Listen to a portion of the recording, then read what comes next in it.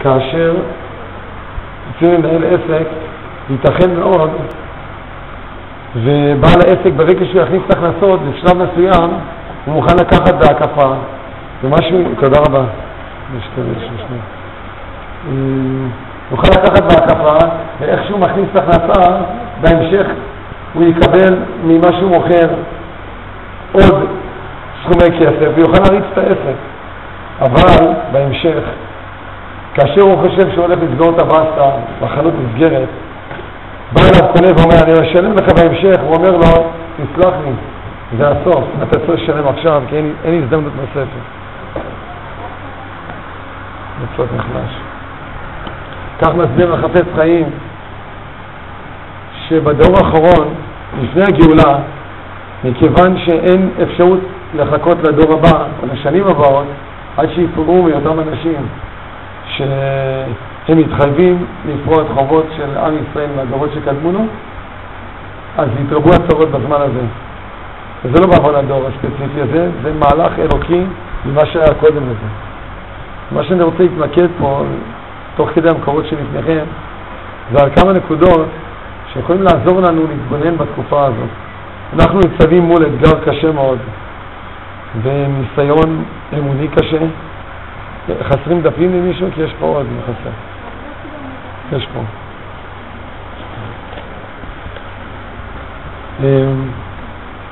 יעקב אבינו, כשהוא ניצב מול סכנת נפשות, הוא הכין את עצמו לתפילה, לדורון ולמלחמה. וככה אנחנו לומדים שזה בעצם טכניקה שאנחנו צריכים לאמץ, להתמודד עם קשיים שאנחנו ניצבים בפניהם.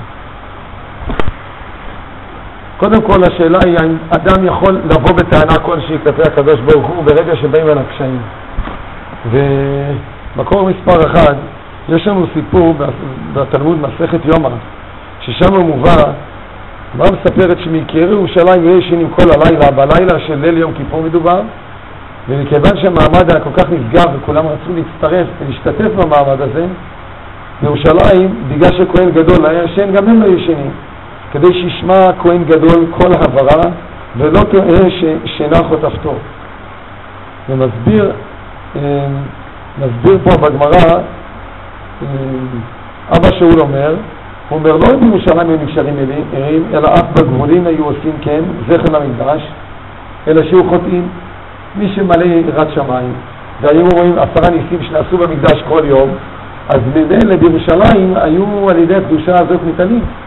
אבל שלא בירושלים, מה יעשה המארץ? היו חוטאים. ושאלה מפורסמת נשאלת פה בהמשך, שאלו את רב יהודה, אחרו את רב סלח חסידה, אמרו איתו, אמי לא עתי משיח. למה גם במשיח? שאלה שאנחנו שומעים כל הזמן. אז הוא ענה לו. הוא ענה לו ואמר לו, והעידנה עכשיו יום דכיפור היו. והיום יום כיפור, יום הקדוש של כל השנה. ואיברו כמה בתולתא ונהרדה. היום בלילה, בליל יום כיפורים הזה, נטמעו כמה נשים טהורות בישראל. אז כשאומרים בטענה כלפי הקדוש ברוך הוא, למה הגאולה לא מגיעה? יש ודאי וודאי סיבות מהקבועות מבחינת הדור. אז אין לנו לבוא בטענה, תודה, מעשית, זה ודאי וודאי. השאלה, מה קורה מבחינת, איך שאנחנו יכולים להסתכל על העניינים הללו, ובלי לטעון שום דבר כלפי השמיים, אבל מה אנחנו נתקדם ולראות מה מעשי כלפי הדור הזה, כלפי האנשים כאן, כלפי כל ההתיישבות כאן, ואיזה מסר אנחנו יכולים לקחת, איך מנתחים את זה. וקודם כל להבין שאנחנו צריכים להתנקות מכל מיני השפעות חיצוניות ומחשבות שאולי יש איזה שהם חישובים נוספים, נגיע לנקודה הזאת בשתי מקורות פה, שאולי בגלל זה בא לנו איזושהי צרה. תסתכלו במקום מספר 2, מסופר שם מסכת גיטין, מעשה ברבי ישוע בן חנניה שהולך לכרך גדול שברומי. הוא הולך לרומא, מטייל במלכות האדירה שהייתה שם באמריקה של אז, אמרו לו, תינוק אחד יש בבית האסורים, יפה עיניים וטוב רואי, קבוצותיו סדורות לו טלטלים, ילד יפה, נחמד, קטנצ'יק, תינוק, והלך ועמד על פתח בית האסורים, הוא ידע שהוא אסור שם. למה עוצרים תינוק? אני לא יודע אם זה דבר כל כך חריג לגויים לקחת תינוק יהודי ולעצור אותו, ראינו את זה במערך ההיסטוריה הרבה פעמים, אבל היום ראינו, מי יודע אם הוא עשה איזה חסימת כבישים, או שעשה מטען דמה, או איזה מטען אמיתי, אנחנו לא יודעים. אבל עצרו אותו, ושם הוא היה בתוך בית האסורים. שימו לב מה קרה פה. אז אמר רבי יהושע בן חנניה, הוא יושב מבחוץ, והוא אומר, יושב בפתח בית האסורים, פסוק בישעיה, מי נתן למשיסה יעקב ישראל לבוזזים? איך ישראל נמצאים בשפל המדרגה? הוא שומע, ענה אותו תינוק ואמר, הלא השם זו חטאנו לו, ולא אהבו בדרכיו הלוך ולא שמעו בתורתו. הנה לנו שמה שהוא אומר זה פשוט המשך של הפסוק, אבל בעצם זה אשמתנו הצרות שבאות אלינו. וההמשך הוא, אמר מובטחה לי בו שמורה הוראה בישראל, העבודה שניזז מכאן עד שהבדנו בכל ממון שפוסקין עליו. וכך גם היה, אמרו לו זז משם, עד שפדאו בממון הרבה וימים מועטין עד שהוראה הוראה בישראל. אותו תינוק בסוף צמח ונהיה רבי ישמעאל בן אלישע, אותו שיר מפורסם שנוהגים לשיר אותו כהן גדול שהקדוש ברוך הוא בכבודו ובעצמו ציווה עליו תברכני. השאלה שנשאלת פה זה מה הגדולה של תינוק שלמד בכל תלמוד תורה, שלומדים בשיטה שלומדים מקרא, ואחרי זה משנה, אחרי זה תלמוד, אומרים פסוק, הוא אומר סוף של הפסוק, מתוך שהוא ענה בסוף של הפסוק, הוא אומר, הוא מבטחני שהוא אדם גדול בישראל. אלא ברגע שאנחנו שואלים את השאלה הזאת, מי נתן יעקב למשיסה ישראל לבוזזים, אז פתאום יש שיקולים, המעצמה הזאת נלחמת נגד המעצמה ההיא, ופה אנחנו רואים שפתאום יש איזשהו שיקול של האויבים, וכל מיני שלום, ומשטר שהולך ליפול, וכל מיני דברים מספחים את המוח של אדם. אבל כשרוצים לראות בבסיס מה מתרחש, אדם צריך לדעת שרק הכל מאת הקדוש ברוך הוא. וכשהוא מסיים את הפסוק זה נקי מכל נטיות, הוא אומר, הלא זה השם זו חטאנו. והוא מתכוון לזה. כן, כתוב בפרקי אבות, ברור שבחר בהם ומשנתם, אדם לא אומר על השפה ולחוץ. הוא אומר דברים שהוא מאמין בהם וחי אותם, וכך הוא הבין את אותו תינוק, וכך הכיר גדולתו על ידי שאלה פשוטה. ולכן, כשאנחנו דנים על בדיוק מה שקורה, יש הרבה טענות ותביעות, השלטון עשה ככה, הם דיכאו אותנו, הם ריסנו אותנו בכל דרך שאפשרי, הצליחו פשוט לרמוס את כבוד התורה ואת כבוד ישראל. בסדר, הכל נכון. אבל למה אנחנו סוברים? אנחנו יודעים שהקדוש ברוך הוא אין אמונה בין אבן צדיק וישר הוא. כשאחד חוטא והשני חוטף, הוא כבר לקח בחשבון את העונש של הזולת בזמן שזה מקבל את העונש שלו. ואותו אחד שחטא היה לו בחירה חופשית. אם הוא לא רצה זה בכלל לא מתרחש. אבל מה? בכל מקרה אנחנו רואים שהדין דין אמת, ומי שרואה אחר כך ומגיע לעולם האמת יכול לראות את הדברים פשוט ישר ונקי וטהור, בדיוק למה הכל בצדק נעשה. ובכן צריכים לדעת את זה, שעסק שלנו זה ריבונו של עולם, ואני חושב שבזה צריך להתמקד בדיון פה ולדעת איך להתחזק בצד הזה. לגבי ההכנות של מאבק או של התמודדות, דבר ראשון ואנחנו היינו עדים לו, היום אני שמעתי, לצערי לא השתתפתי, אבל שמעתי המעמד מרגש ביותר. נכון, אתם מסכימות שזה היה משהו מיוחד? אני בטוח שבשמיים ירגישו את מה שהיה. אפשר להכיר על המבטים שלכם, שזה באמת היה ממש נפגע. התפילה זה כוח שאי אפשר לקחת מיהודי. ובכל רגע שהוא מחזיק בו, זה בעצם מטרה. ותכף נראה איך זה נעשה.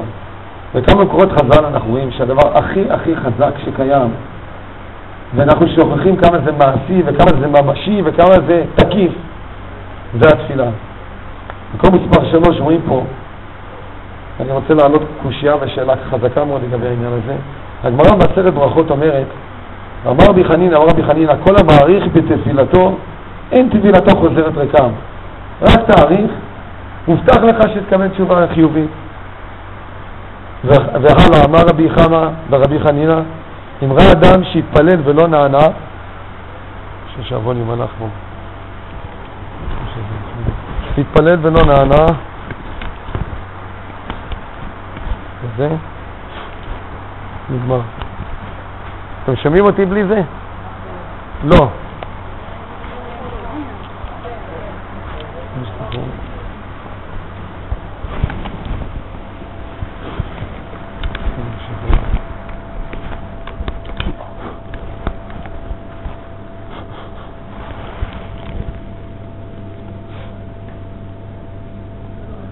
אין לי שום מושג פה.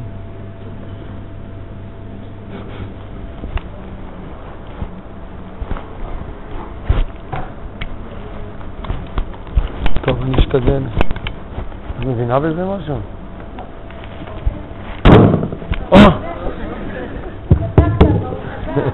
טוב, מה שלא הולך בכוח בצה"ל הולך ביותר כוח. אני חושב רואים את זה גם בשערים. טוב, אז אומר רבי חמא ורבי חנינא, אם ראה אדם שהתפלל ולא נענה, יחזור ויתפלל. שנאמר, קבל השם חזק מאמץ ליבך וקבל השם. משמע, שאם התפללת, אתה צריך לענות. לא נענית, אז תתפלל עוד פעם. מובטח לכאורה. במקור אחר כתוב מסכת סנהדרין, אמר רבי אלעזר, לאדם יקדים אדם תפילה לצרה, ובהמשך ריש לקיש אמר, כל המאמץ עצמו בתפילה מלמטה, אין לו צרים מלמעלה, לא דוחקים אותך, מקבלים את תפילתך. ועוד במקור נוסף, אמר רבא בר חנינא, סבא משמי דרב, כל שאפשר לו לבקש רחמים על חברו ואינו מבקש נקרא חוטא. והמשך אמר רבא, אם תלמיד חכם הוא צריך שיחלה עצמו עליו. אם אדם רואה שהשני הוא תלמיד חכם, כנראה שתלמידי חכמים מדקדקים בכיחות השערה, צריך עוד יותר כוח וצריך עוד יותר מאמץ, אז כתוב צריך שיחלה עצמו עליו. אתה מתפלל לחולה, תמיד שתה את המחלה שלך. זה בדיוק הפוך ממה שהגויים אומרים, כן? אם הרופא יהיה יותר מדי מעורב רגשית עם מה שקורה עם המטופל שלו, יהיה לו משקעים, יהיה לו כל מיני בעיות פסיכוזות וכו'. התלמוד אומר לו הפוך, תרגיש את עצמך במה שעובר עליו. אבל אנחנו רואים בכל אופן טכניקות שמלמדים אותנו שמה שאנחנו צריכים לעשות בטכניקה הנכונה, ואז לכאורה מובטח לנו תשובה. ואילו מה שאנחנו רוצים פה, הגמרא אומרת בסרט ברכות, רגע, עוד דבר לפני זה, מה ההוכחה שהתפילה עובדת? לא רק אנחנו יודעים שהתפילה היא ממשית ופועלת פעולה, ואנחנו רואים תוצאות, הגויים הם מפחדים מוות מהדבר הזה. ואת זה קראנו בפרשת השבוע שעבר, לפני שבועיים, כתוב, אם נתון תיתן בידי את העם הזה, אז רש"י כותב על יושב הנגב, שזה העם שהתפללנו שננצל מהם, רש"י כותב, מי זה יושב הנגב? זה היה העם של עמלק, שנאמר, עמלק יושב בארץ הנגב, ושינה את לשונו לדבר בלשון כנען. פתאום כל העם דיבר כנענית אחד עם השני. למה? מסביר רש"י, כדי שיהיו ישראל מתפללים לקדוש ברוך הוא לתת כנענים בידם, והם אינם כנענים. ראו ישראל לבושיהם כלבושי עמלקים, ולשונם לשון כנען, אמרו, נתפלל סתם. מה הם אמרו? נתון תיתן בידי את העם הזה. אבל אם הם היו אומרים, תיתן בידינו את הכנענים, הגויים ידעו שהעמלק ינצלו, ולכן עשו את כל הפעולת ההצלחה הזאת. כל הנושא הזה של התפילה של ישראל כל כך ממשי, שאפילו עושים תחפושת פורים, כל העם שלם, זה יכול להיות מיליונים של אנשים, כדי שהתפילה לא תיפוס. טוב, כמה זה חשוב גם לדקדק בתפילה, ולהגיד את המילים הנכונות. רבי יצחק הרב, זכר צדיק לברכה, השם יקום דמו, אני זוכר שהוא היה כל כך ממשי אצלו התפילה, שהוא לימד את תלמידיו, והוא אמר להם, אתה הולך לישון בלילה, ואתה מתפלל ואתה אומר, הריני מוכל וסולח לכל משחטא כנגדי. אם אתה יש לך אחד שאתה לא סולח לו, תמחק את המשפט הזה. אל תגיד את הדבר הזה. מה אתה משקר? אתה מזלזל בתפילה של עצמך. תיישב את הבעיה שלכם באותו בן אדם, או שתמחק את זה מהפרוטוקול. אתה לא תעשה מעצמך צחוק. זה עד כדי כך צריך להיות אמיתי, אחרי מה אתה מוציא מהפה? זה חרמות יוצאות משם. דוגמה נוספת, אנחנו מוצאים בתלמוד, מסופר שרבי יוחנן בן ברוקה התגלה אליו אליהו הנביא, ומספר לו, אתה רוצה לדעת מי בין העולם לבא בשוק הזה? הוא מראה לו אחד שהיה משמח אנשים שמצר, הוא אומר לו עוד אחד שנראה כמו חתיכת גוי, באותה תקופה לא הולכים עם נעליים שחורות, אבל רואים שאותו יהודי שאומר שהוא בין העולם הבא, הוא הולך עם נעליים שחורות, מסתכל עליו, כתוב אין לו תחלתא, אין לו ציצית. אז מתחילים לחשוב, זה בין העולם הבא, זה במצוות. מה מתברר? שזה יהודי שמסר נפשו על קדושת השם, וסופר שהוא היה בתפקיד של אחראי בתי המאסר, וברגע שרואה נשים ודברים נאסרים, היה מפריד ביניהם כדי שלא יתאמו את בת ישראל. בנוסף, הגמרא מספרת שהוא היה נכנס לתוך בית המלך בזמן שהוא יכול, והוא מאזין בדיוק מה הולכים לעשות שם. מה הסיבה? תלמוד מספר מסכת תענית, הוא רצה לשמוע בדיוק מה התוכניות של המלכות נגד היהודים. למה?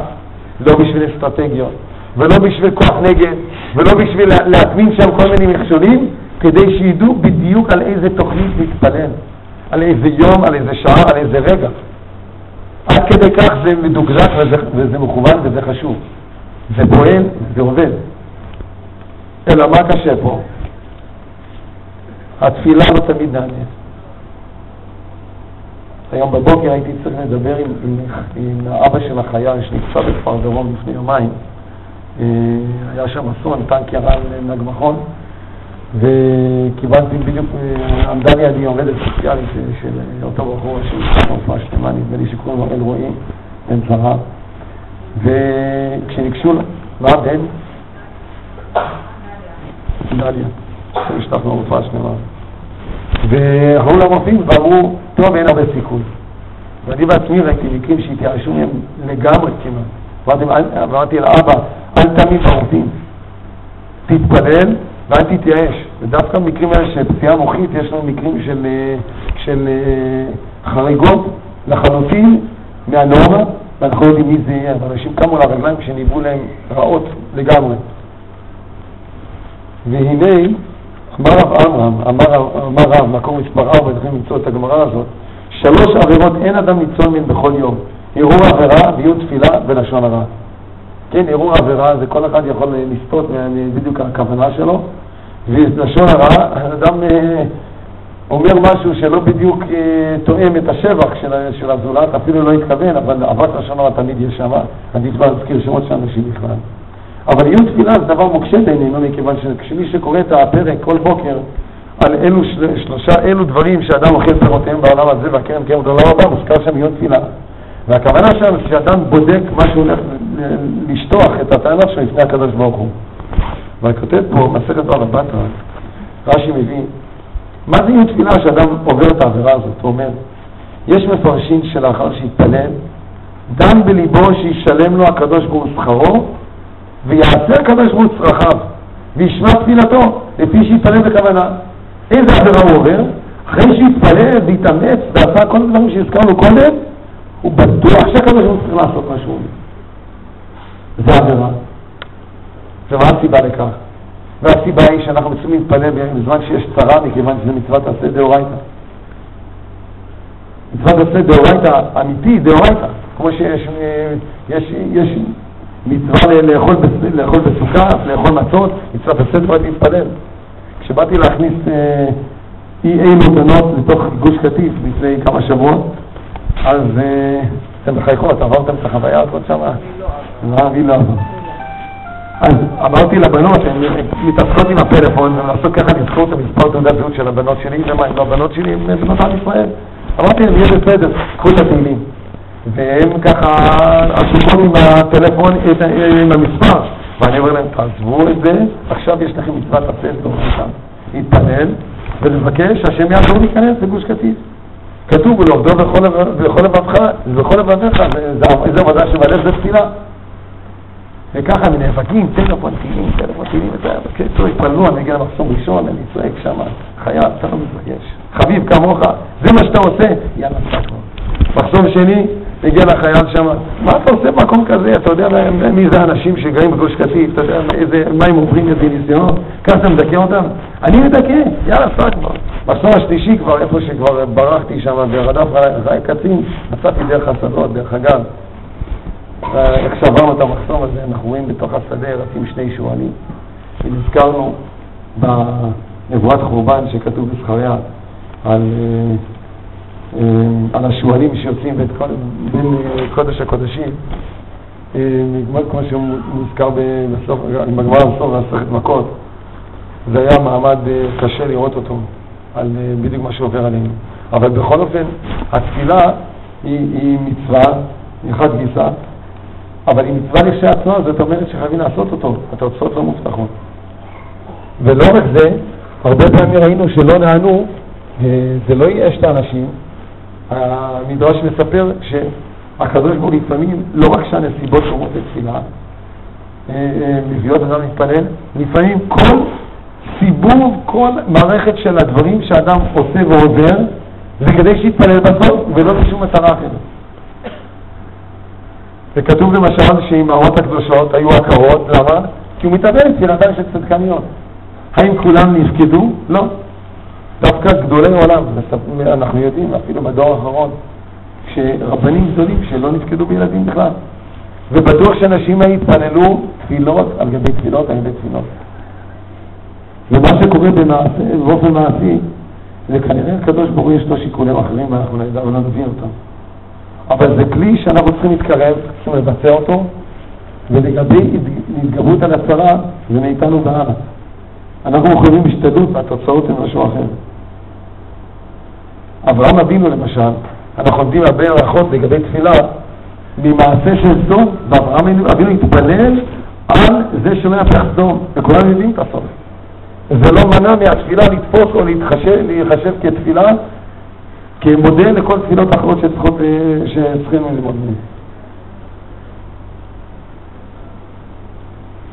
חז"ל אמרו שאפילו חרב חדה מונחת על צווארו של אדם, אל יתייאש מן הרחמים.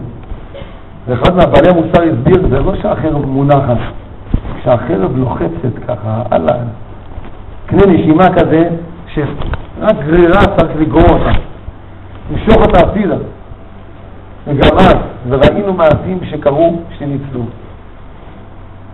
בכל זאת דוחף את האדם שעד לרגע האחרון יש לו מקום להתפלל, אבל הוא לא מובטח שמה שיקרה זה בדיוק לפי התוכנית שלו. זה לא צריך לגרור. מקום נוסף, מקום מספר 5, אנחנו הולכים לראות שיש גם סגולה מיוחדת שאותם אנשים שנמצאים תוך כדי המצוקה, שהתפילה שמתקבלת, ולפעמים לא רק שזה ברכה שיש לו, אלא מעבר לכל זה, לפעמים זה פותר את הבעיה שלו שהוא מתפלל לאחרים. ותראו מה קרה פה, כתוב פה באיוב, אחרי כל הסיפור שלקחו ממנו את הילדים שלו שנשמעו, לקחו ממנו את האושר שלו, לקחו את הבריאות שלו על האשכים מלמעלה עד למטה, הוא לקח חרס וגירד מלמעלה עד למטה, שנשמעו מי שמכיר מחלתו, הוא יכול לדעת איזה אסון. וכתוב, ויהי אחר דיבר אדוני את הדברים האלה ליום, ויאמר אדוני לאליפז התימני, חרה אפי בך ובשני רעיך, כי לא דיברתם אליי נכונה כעבדי איוב. הקדוש ברוך הוא כעס על אלה שצריכים לנחם אותו, בעצם גררו אותו למרוד בקדוש ברוך הוא ולא התחזק באמונה. והוא מצווה אותם, ועתה קחו לכם 7 פרים ו7 אלים, ולכו לעבדי איוב, והעליתם עולה בידכם באיוב עבדי. מה מצווה אותו לעשות? איוב עבדי יתפלל עליכם. הרי כל מוקד הספר זה איוב, אבל אתם גם חטאתם, בואו נבקש ממך להתפלל על החברים שלכם. כי אם פניו אסה לבלתי עשות עמכם נבלה, כי לא דיברתם עליי נכונה כעבדי איוב. הוא היה אפילו יותר צדיק מהם. ואחרי זה כתוב, ואדוני שם את שבות איוב בהתפללו בעד רעהו, ויוסף אדוני את כל אשר איוב למשניהם. הוא חזר, הוא התחתן אותם, חזר לאושר שלו, חזר לשר הבריאות, ודאי שחבריו גם כן יצלו. רבותיי, אנחנו פה צריכים לקרוא כל עם ישראל. כל מי שמרגיש עמוק את היגון ואת הצער, צריך לפרט בזה, אבל את הכאב האמיתי, רוצה להתפלל על חבריו, על אחד, על כל אלה שקשה לדמיין את זה, אבל ההבדל בינינו לבינם זה כל כך תאומי. היום בבוקר הבת שלי חזרה הביתה מהשער של בית חולים, באזור תעשייה בדמעות. הם אטומים, מסתומים, לא מבינים אותם. מדברים איתם על אמונה, זה שפה אחרת, מהם ולחוץ. מדברים איתם על חיים, הם מדברים איתנו על הם. הם אומרים, אז מה תעבור? הם לא מבינים שאנחנו השקענו פה את זה מגיל 0. זה רק הסביבה שאנחנו מכירים וטוב לנו. לא יכולים לקלוט. וכשהוא יישמע מחייו בחסימות לפני שנכנסו לגוש קטיף, שהוא דיבר לחייל ואמר, מה זאת אומרת? השם נתנו את הארץ. הוא אמר, מי זה השם? כל אחד יש לדת שלו. היא פשוט התפרצה בדרך, היא לא ידעה שיש כאלה בעם ישראל. והאמת היא רחמנות עליהם. והייתי צריך להכניס לחדר, בתוך התייפכות בבכי ולהגיד לה, אנשים האלה מסכנים. הם גדלים מגיל כלום, כמו בוי. אין להם מה שיש לנו שבת. אין להם יום טוב. אין להם תורה. אין להם דרך. ולכן אנחנו מחויבים לעשות את המאמץ הזה, ומי יודע, התפילות שהיו פה לעולם היו בגוש קטיף תפילות כמו שהיו בחודשים האחרונים. מי יודע מה התכלית של הדבר הזה? נתקדם הלאה. רציתי רק לפני זה לספר סיפור. לפני כמה חודשים יצאתי לחול בעניין שקשור לפיקוח נפש. ונכנסתי לפגישה עם כמה אנשים, ואחד השותפים לפגישה העסקית הזאת, הוא אמר, טוב, אני רוצה לקחת אותך לבית של בן אדם שהוא עמיד מאוד, והוא יתרום לך איזה משהו לעסק הזה. ולמחרת נפגשנו בבית הזה של גברת, רק לסבר את האוזן, סיפרו שהבעל שלה, שלא היה נוכח בפגישה הזאת, הוא באחת העסקאות האחרונות שלו מכר איזשהו תוכנת מחשב, חברה כזאת ב$500 מיליון. ונכנסים לבית כזה, זה נראה כמו אחד החדרים שם, זה קצת יותר קטן מזה, אבל ככה המשרת הקטן הזה אומר לך, טוב, אנחנו נפגשים בסלון זה כמו איזה מלון כזה. יושבים בחדר, ואני יושב מול אישה, כבויה לחלוטין.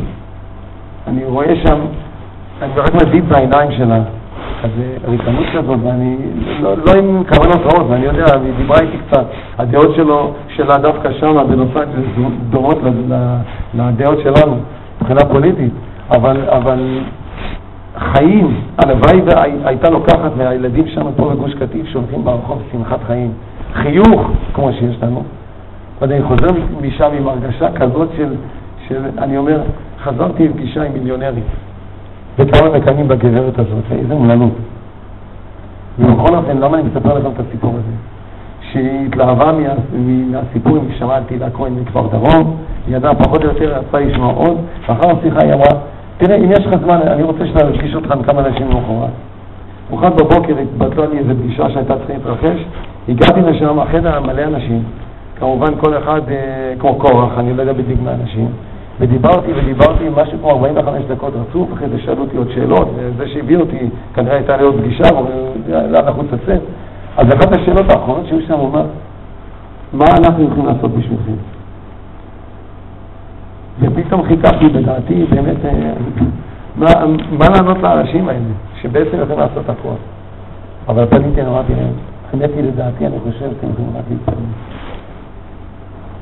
ואני חושב שהיו אחוזי הלם. מכיוון שאף אחד מהם לעולם לא שמע בקשה כזאת. זאת אומרת, מה הערך של הדבר הזה כשהם ככה מקבלים כל מה שהם עושים?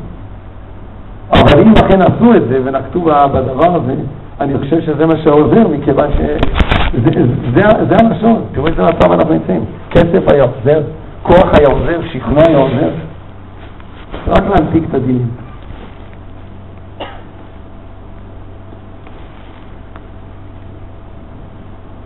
התפילה, לסיים בתפילה, אני רוצה רק לספר על שיטה של התפילה. הגמרא אומרת, מקור 6, ספר ברכות, אמר רבי אלעזר, מיום שחרב בית המקדש ננעלו שערי תפילה. שנאמר, גם כי אזעק לשבע, סתם תפילתי.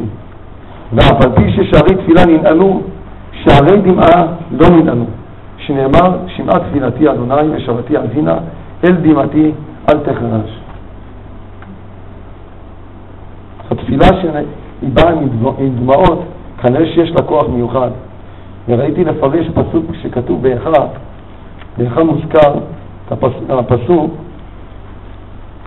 דמעתה לחיה, כן, בכל תזכה בלילה ודמעתה לחיה, אלא מנחם מכל אוהביה, כל רעיה בגדו בה היו לה לאויבים. מה זה דמעתה לחיה אלא מנחם? הרי מי שבוחר, איפה הדמעות נמצאות? בעיניים שלי. אבל מי שהדמעות נמצאים על הלחיים, כל אחד יכול לראות אצל הילדים, זה אומר שהוא בכה לפני כמה זמן, אבל לא בוכה כרגע. בן אדם שלא בוכה עכשיו, סימן שהוא כבר לא מרגיש את הכאב כמו שהרגיש קודם. וכשלא מרגישים את הכאב, אז אין לה מנחם. הגמרא אומרת שכל המתאבל על ירושלים זוכה בורא בשמחתה, בגלל שהוא מתאבל הוא יכול לראות את השמחה. אבל מי שהחורבן של ירושלים לא אומרת לו כלום, גם הפנייה לו, מה זה עוד בניין, מה זה אומר? זה לא אומר שום דבר. והבחיות והדמעות, זה כנראה מה שנזקק מאיתנו בדור הזה. אני קיבלתי שיחת טלפון לפני שבת, היא דודה שנמצאת בטורונטו, קנדה, והתחילה להתייפח בבכי בטלפון. היא אומרת שאני חושבת עליכם, ואני חושבת עליכם, ואני יומיים לא ישנה בגלל מה שעושים לכם. קורא לי את ליבי. ואני לא יודעת מה לעשות. אנחנו מתפללים, ולא יודעים מה עוד נותר לעשות בשבילכם, אבל אני לא שקטה עם העניין הזה. והאישה הזאת סבלה מרורים. מה שקרה לביתה שעלתה לארץ לפני כ5 שנים, התגלה אצלה גידול קשה ונפטרה. והבן היחיד הנוסף שיש לו, התגלה אצלו מחלה נוירולוגית של שיתוק עצבים, וב8 שנים האחרונות הידרדר למצב שהוא יכול להזיז רק את העיניים שלו, והבעל שלה לא היה להתמודד עם כל ההתמודדות הזאת, עזב את הבית, הלך לגור באיזה מקטע ביער. ואמרתי לה שאם ממישהו אפשר לקבל כוח מהתפילה שלך, מהברכה שלך, אישה שבאה לבקר את הנכדים שלה בארץ ישראל, ועם חיוך ועם אמונה שלמה בקדוש ברוך הוא שהכל לטובה.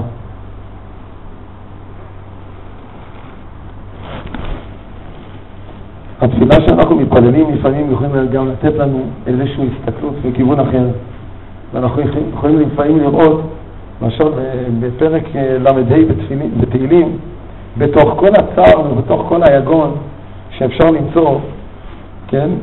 כתוב פה בפרק הזה, דוד דן באויבים שלו, יבושו ויקרמו ובקשי נפשי, יסוגו הרחוב ויחפרו חושבי רעתי. בהמשך הוא מקלל אותם, יהיו כמוץ לפני רוח ומלאך אדוני דוחה, דרכם חושך. ואחרי שהוא בעצם מדבר על הדברים הכי קשים שעוברים עליו, תבואהו שואה לא ידע ורשתו אשר תמן תלכדו בשואה יפול בה וכולי, הוא אומר פתאום באמצע תקוע, הוא אומר עודך בקהל רב בעם עצום מעללך. אפילו הפרק נגמר פה, העיר והקיצה למשפטי, אל יאמרו בליבה נערך נפשנו, אל יאמרו בלענו. לפעמים אדם בשגרת החיים הוא רואה את הדברים הרעים, ולפעמים אדם שנמצא בתוך המצוקה הוא לפעמים לוקח צעד אחד אחורה ויכול לראות שבתוך כל הקושי יש איזה נקודת אור. ודוד המלך בתוך כל המצוקה הוא אומר, אחרי כל הדברים הקשים שאני עובר, והנה אני פה, והנה יש לי פה לפתוח, והנה אני יכול לשנות דברים, ואני חי וקיים ופועל, עודך בקהל רב בעם עצום מעללך. אני ראיתי בשבת האחרונה בהלכות ביקור חולים, כתוב בשולחן ערוך שאדם יבקר חולה, אם זה השונא שלו, שלא יבקר בשלושת הימים הראשונים, והרבה פוסק להלכה, שונא לא יבקר אותו בכלל. הוא רואה את השני שהוא רב איתו או משהו כזה, אז פתאום הוא נכנס אליו הביתה, הנה אתה רואה, לא ייכנס לבקר אותו. אז זה כותב השח, הוא אומר, זה לא בדיוק מדויק. הכל לפי השנאה ולפי השונא, זה לא בדיוק ככה. כותב על זה בית הלל, הוא אומר שאדרבה, לפעמים אפילו שונא, בזמן שמישהו יחטוף איזושהי מחלה, זה הזמן שיוכלו להשלים אחד עם השני. אדם רואה שאו הוא או הזולת הם נמצאים בדכדוך, זה הזדמנות שנתהפכו היוצרות, ואז יכולים להתעלות מתוך הדבר הזה ולעשות שלום ביניהם. אז לפנים הצרה יכול להיות קרש קריצה להתקדם לגבי משהו שאנחנו לפעמים אנחנו חלשים בו, או לגבי מלכות שאפשר להתגבר עליהם ולא בשגרה. מעבר לתפילה יש את ההשתדלות. וכשמסתכלים על ההיסטוריה האחרונה שלנו, אני לא חושב שיש ציבור כזה שראה בדיוק מה זה השתדלות.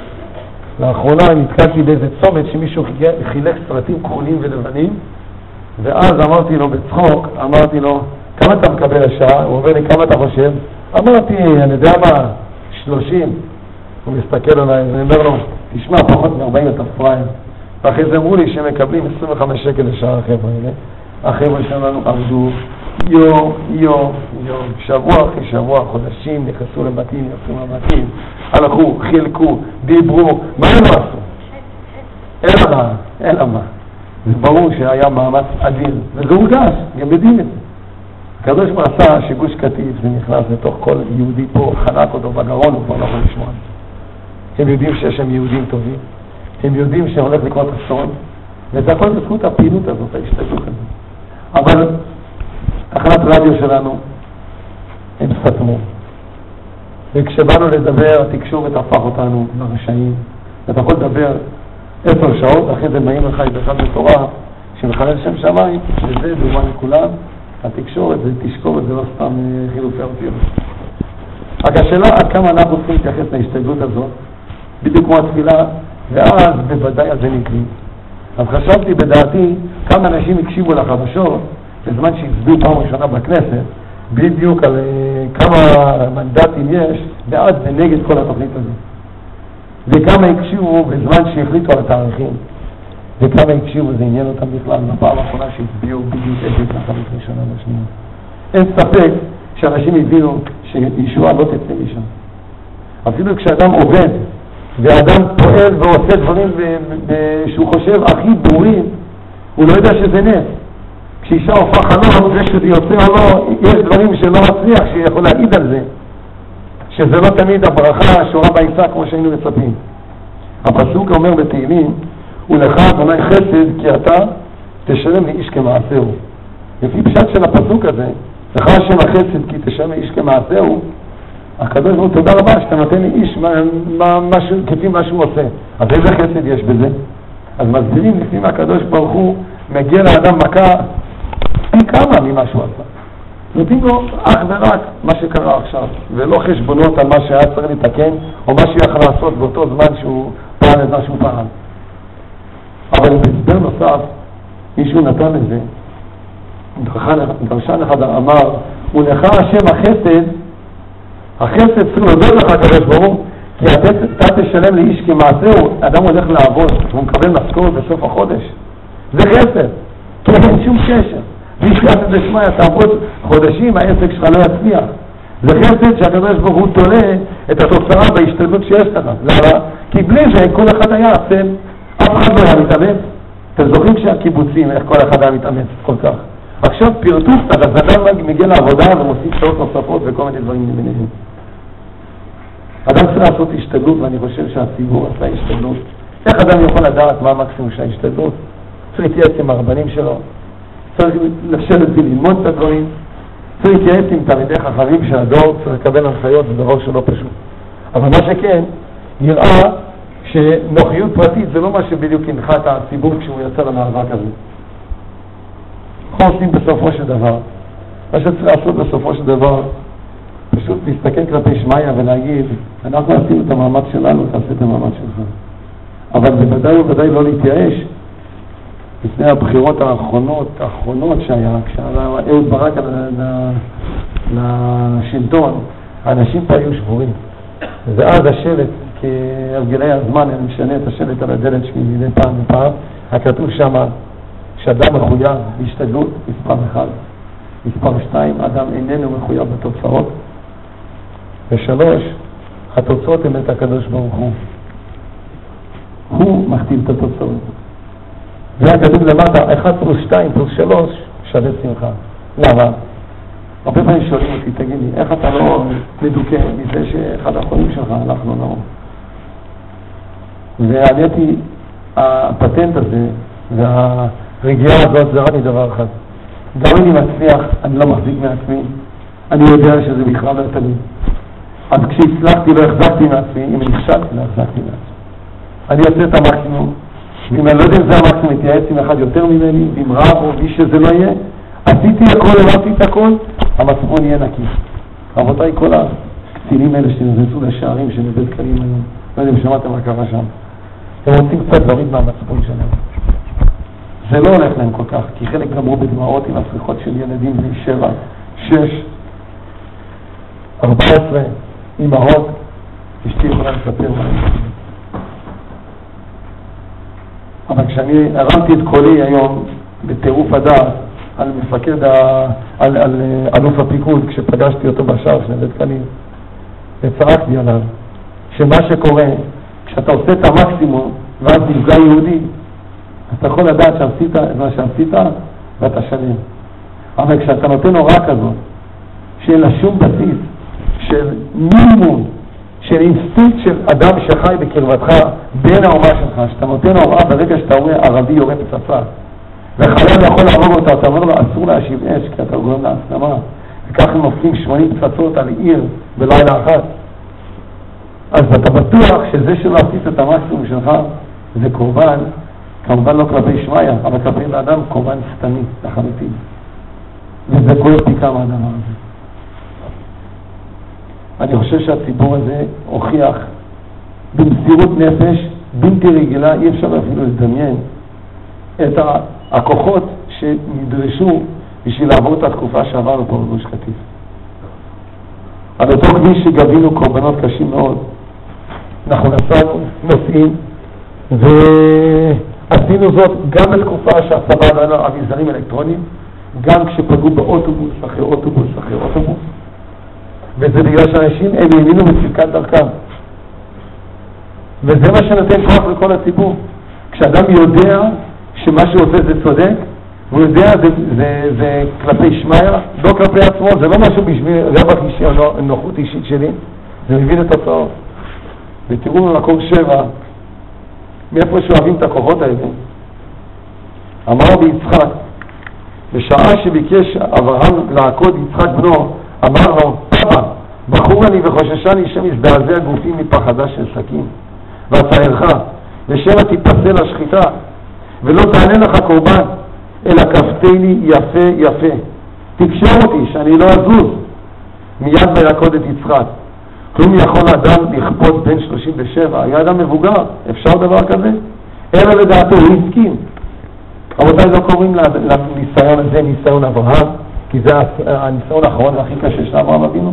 לא קוראים לזה הקרבתו של יצחק, קוראים לזה עקדת יצחק, על זה שיהודי הסכים ביודעין למסור את נפשו. תקשור אותי כדי שאני לא אסור את הקורבן, כדי שאני לא אדגום אותו. והנה מה שקורה לידי זה, פה מוזכר בסוף, יד וישלח אברהם את ידו, הוא שולח יד ליטול את הסכין, ועיניו מורידות דמעות, ונופלות דמעות לעיניו של יצחק מרחמנותו של אבא.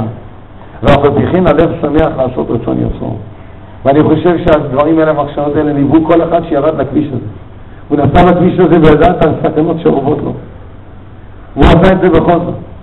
כי כאן ביתנו, ואנחנו לא ניכנע לטרור, וזה לא יעזור שום דבר.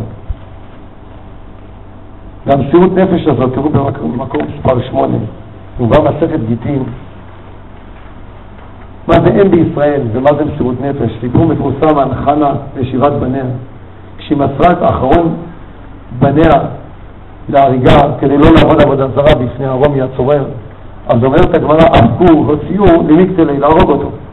אמרה לו אמי, יעבוני אני, תביאו אותו אליי, ואם שקיפו אותה, ואני אשק אותו קצת. וכך אמרה לו,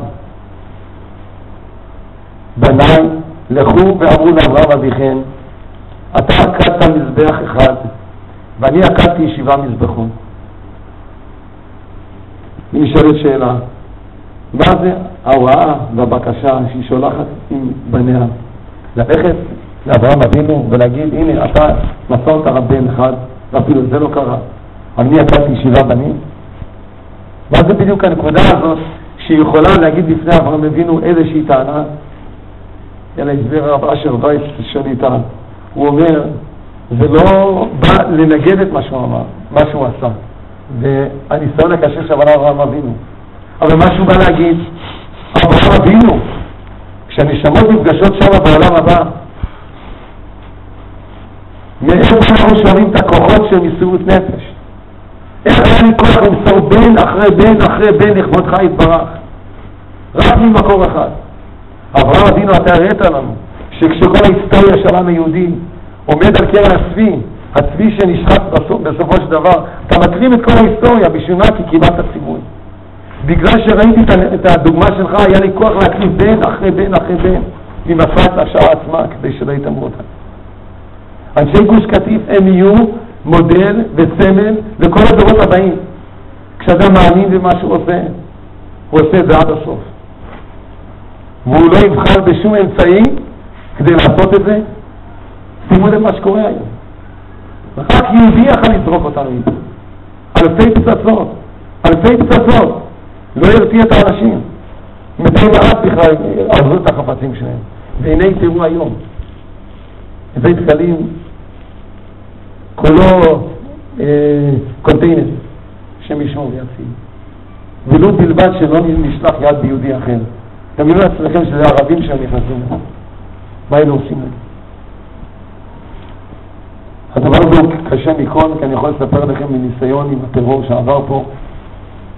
היו תקופות שאני אמרתי לקדוש ברוך הוא, אנחנו עוד מעט לא נראה בן אדם אחד פה. הייתה תקופה שהיה איזה שבוע אחד שירו על חבורה שבאו לעבוד פה, שחטו שם אחד ועוד שניים נפצעו באותו זמן, ואחרי זה מסעית שנסע למורב, נפצע שם קשה, נהג מסעית שהיה שם, אחרי זה הפעילו מטען על אוטובוס, היה אוטובוס מלא מפוצץ אנשים, מכיוון שאמרו אותו, עם רכב פרטי זה מסוכן לנסוע, ואחרי אירוע, אמרתי לעצמי, מה אני מטורף? מה אני נמצא פה בשביל להרים את החלקים? ובחסדו יתברך, נרגע יסק בצבא, רק בזכות הקורבנות, לאחר מעשה, הפרט מה שהוא עשה לשפר את רמת הבטיחות. אבל זה רק מה שאנשים נשארו פה. הצבא, כל מקום שקשה, פשוט מתקפלים. באזור של סנור, הצבא התחיל לנסוע על כביש שכולם התקפלו מהכביש הזה, רק אחרי שהמתיישבים שם נפלו על הכביש, בלי מיגון ובלי כלום, ואמרו, לא קורה שם אסון. לצערנו אנחנו הולכים בראש המחנה, אבל אנחנו, אברהם אבינו הזה שחנן למדה ממנו, זה אותם אנשים שילכו אחרי זה לג'נין, למרות שהם לא קשורים לתורה ויגידו, יש מוסרי נפש בישראל. ואולי צריכים להודות על זה שאנחנו זכינו לזה. אולי זה הזמן והמקום לדבר קצת על האמונה והקושי, בפרט כשאנחנו רואים שנופל לנו מכה קשה לאחר כל השנים האלה של מאמץ, של השתדלות, ובכל אופן צריכים להחזיק ולדעת שאנחנו עושים נכון. בראשית ברא אלוקים, אני נוהג להגיד, המילה ברא בארמית, ברא זה בן. בראשית ברא אלוקים, זה אומר לפני שיהודי מתחיל את היום שלו, ממשיך את היום שלו, וגומר את היום שלו, ידע בראשית ברא אלוקים. האדם הוא בן של הקדוש ברוך הוא. וברגע שהוא יודע שהוא בן מלך, זה מכתיב איך הוא ידבר, זה מכתיב איך הוא יתלבש, זה מכתיב איך הוא ינהג כשהוא עצבני, ובדיוק איזה סדר גודל משפחה יהיה לו שהשם יברך אותו. כיוון שהוא בן מלך, יש לו תפקיד בעולם הזה. אבל עכשיו שהוא בן מלך, אז הוא צריך לקבל את דבריו של המלך, ולא לערער אחריו. מקור 10 אתם רוצים שמה שכתוב, בילקוט שמעוני, רבי עקיבא אומר, כשכתוב פסוק לא תעשון איתי, אלוהי חסד ואלוהי זהב, אז אומר רבי עקיבא שמסר את נפשו לקדושת השם, לא תעשון איתי שלא תנהגו בי כדרך שאחרים נוהגים באלוהיהן, שכשהטובה באה עליהן הם מכבדים את אלוהיהן, שנאמר על כן יזבח לחרמו, וכשפורענות באה עליהן הם מקללים את אלוהיהן, שנאמר והיה כי רעב והתקצף וקילל במלכו. אבל אתם אם הבאתי עליכם את הטובה תנו הודעה, ואם אביא עליכם איסורים תנו הודעה. וכן דוד אמר כל תשועות אסר בשם אדוני יקרא, שרה ויגון צרה בשם אדוני יקרא. האלוקים לא השתנה, מה שהשתנה זה הכאב שלי יש. אבל אם אני אמיץ הקדוש ברוך הוא באותו מקום כמו שהיה קודם, זה אמונה אמיתית. והשם הוא אלוקים, זה הסוד של כל אמונה שיש בעם ישראל. השם הוא אלוקים, י' ק' ו' ק', שם הוויה זה מידת הרחמים. אלוקים זה מידת הדין, לשון דיינות, כן? אלוקים לא תקבל, ושם מדובר על בית הדין. ואנחנו אומרים כל פעם קריאת שמע ישראל, השם מידת הרחמים, אלוקים זה מידת הדין. השם מידת הרחמים, שוב פעם, הוא אחד, זה בא מאותו מקום. אנחנו לא חושבים שיש אליל של טוב, אליל של רע, אליל של שמחה ואליל של עצב. הכל בא מאיתו יתברך. וזה מכתיב בדיוק איך אנחנו מתייחסים לכל אירוע ואירוע. והרב שמשון רפאי הירש פעם הגדיר את הדבר הזה, אמונה כמו שאצל הנוצרים, להבדיל אלף אלפי הבדלות, תלך לטקס פעם אחת בשבוע, ואז תלך הביתה ואתה עושה מה שאתה רוצה כל השבוע. ואומר רב שמשון ורפאי הירש, האמת היסודית של ההוויה היהודית אינה זו שאני מאמין במציאות השם בכלל, ואף לא זו שהשם הוא אחד ואחד בלבד, אלא זו שהשם האחד ויחיד אלוהי האמת הוא אלי שהוא ברא ויצר אותי, הציג אותי על מעמדי והעמיד אותי על חובתי, ועדיין הוא יוצרי ומעציבי, נוצרי ומדריכי ומנהלי. לא שאת אמונתי אני קשור אליו כתוצר מקרי של השתלשלות רבבות סיבות של עולם הבריאה, שהוא היה לסיבה הראשונה לפני אלפי דורות, אולי בגלל שפתאום היה צריך לברוא איזה עם, ואז היו נשמות וחלקו נשמות ואני יצאתי. לא, האמונה שלי היא זאת שכל נשימה ונשימה וכל רגע ורגע של הווייתי מתנה בלתי אמצעית היא של גבורתו וחסדו, ושעלי להקדיש כל רגע ורגע מחיי הווה ובעתיד לעבודתו בלבד. הוא לבדו תומך גבורתי והוא לבדו מכונן את מעשה אדם כנגד מצוות אנוכי השם אלוקי יש רק מנה אחד, אתה אלוהי, אתה אלוקים האישי והפרטי שלי. ואתה מסבר אותי, ויש לך דרישות ממני, ואתה מבקש ממני.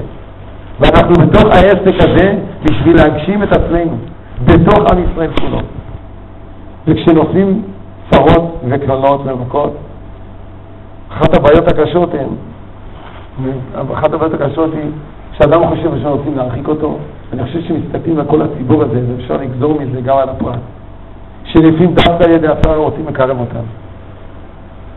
וזה סטרא אחרא שאומר לנו שזה הפוך, מרוב כאב שיש לנו, אי אפשר להסתכל החוצה.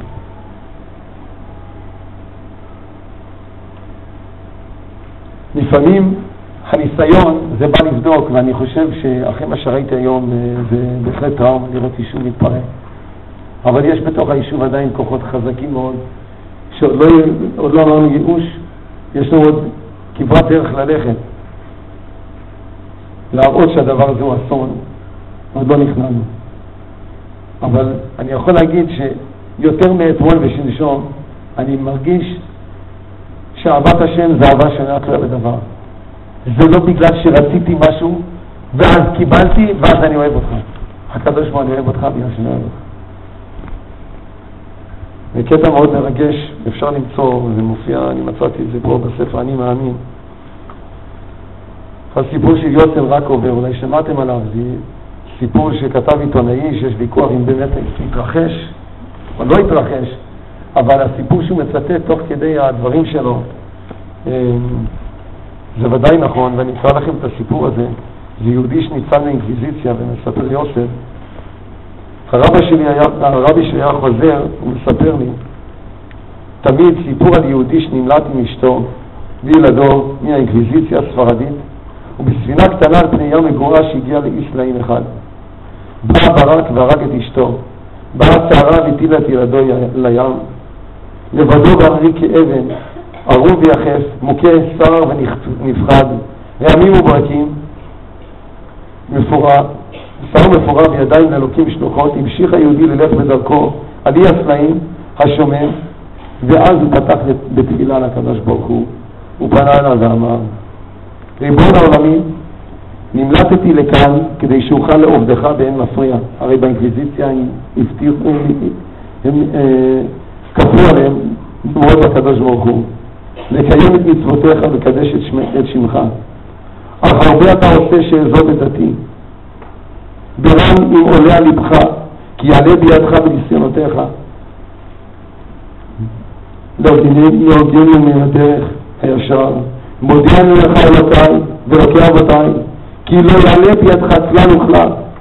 יכול אתה לדכאני, יכול אתה לקחת מעמי את היקר לי והטוב ביותר בעולם, יכול אתה לייסרני עד מוות. אני תמיד אאמין בך ותדע נאמנה שעל כורחם על יושבי שמיים יהודי אני ויהודי אהיה, ולא יועיל כל מה שהבאת ותביא עליי.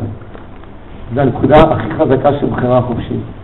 זה אומר שהקדוש ברוך הוא יביא לנו כל צרה של העולם, אבל דבר אחד שלא יכול להתעלם מאיתנו זה הבחירה בו, שאנחנו רוצים אותו, רוצים להגשים את מלכותו בעולם הזה, ולעומת כל מה שאנחנו מצפים ויכולים לענות על דעתנו מה שיהיה אנחנו דבקים.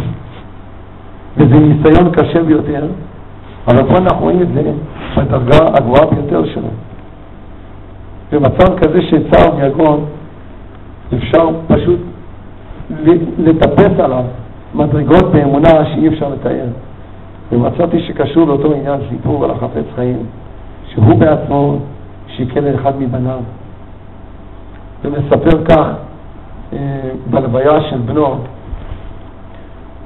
הוא הביא ספר שנקרא ספר תולדות האדם, ושם מסופר על אישה שבזמן אינקוויזיציה שהזכרנו קודם לעיניה שחטו את בניה, והיא מספרת שתוך כדי הצער הזה היא פונה לקדוש ברוך הוא, והיא אומרת, אחרי שאיבדה שני ילדיה, היא אומרת, האמא השכולה הזאת, ריבונו של עולם, אומנם מאז ומעולם אהבתיך, אך כל עוד היו לי ילדיי יקרים וחביבים, היה לי בי חלוק לשניים, שהיה לי אהבה שלך, אבל נתבצר במקום לאהבתם.